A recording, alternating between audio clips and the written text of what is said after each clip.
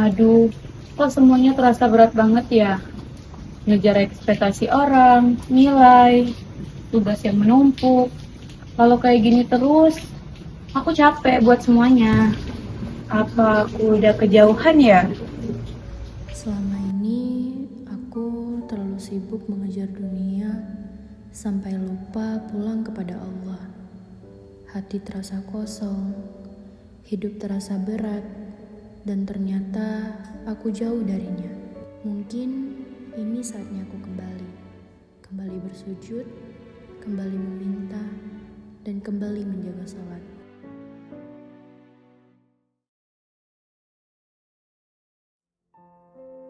Tetaplah salat walaupun belum merasa dekat. Tetaplah berdoa walaupun hati terasa tidak tergerak. Karena bisa jadi justru saat itulah penghambaan yang paling tulus lahir dari manusia yang penuh dosa dan banyak kekurangan ini. Allah Subhanahu wa Ta'ala berfirman dalam surah Ar-A'raf ayat 28. Bismillahirrahmanirrahim. Ala bizikrillahi tatma'innul qulub. Yang artinya, ingatlah, hanya dengan mengingat Allah, hati menjadi tentram. Dalam setiap sujud, ada ketenangan.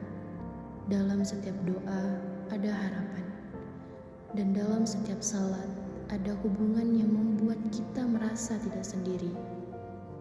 Secara batin, salat adalah jarak terdekat antara seorang hamba dengan Allah Subhanahu wa Ta'ala, yaitu ketika ia bersujud. Salat juga menjadi momen untuk menenangkan hati dan mencurahkan segala isi jiwa kepada Allah.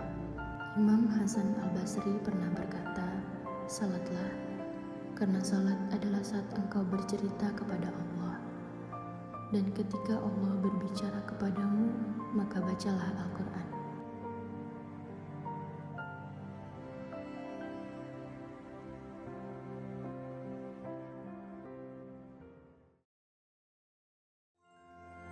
Kita tumbuh dengan banyak mimpi dengan mengejar nilai, masa depan, dan pengakuan. Tapi di tengah semua itu ada satu hal yang perlahan kita tinggalkan, bukan karena tidak penting, tapi karena kita masih punya waktu.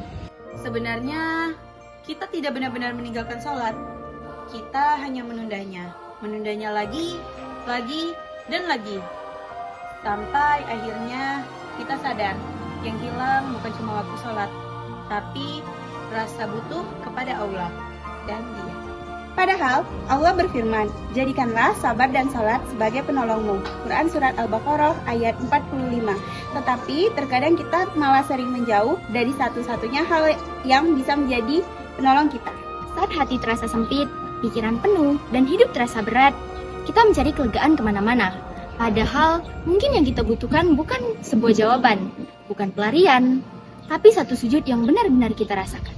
Salat bukan berarti seberapa sering kita berdiri, tetapi seberapa sadar kita telah kembali. Dan bukan tentang seberapa sempurnanya kita, tetapi tentang hati yang telah hadir. Dan sesungguhnya amalan pertama yang dihisab pada hari kiamat adalah salat.